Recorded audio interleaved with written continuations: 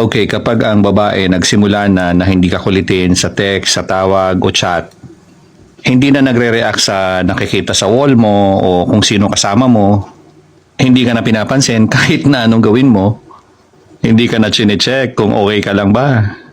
Unti-unti nang nanglalamig sa'yo kung halos wala nang pakialam sa'yo. Titig at pag nag-uusap kayo, wala nang sigla.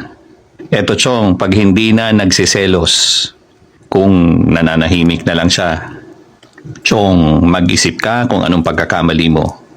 Ang babae kasi, makulit at abnormal lang yan sa taong mahalaga at mahal niya. Kahit nasasaktan hanggat kaya pa, hindi ka iiwan. Pero pag napagod yan, asahan mo. Bibitaw yan. Hindi dahil sa hindi ka mahal, pero napagod na yan sa paulit-ulit na lang na sitwasyon.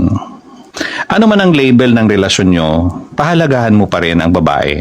Sa totoo lang, hindi siya mapapalapit sa'yo kung hindi ka nag-insist na maging bahagi ng buhay niya.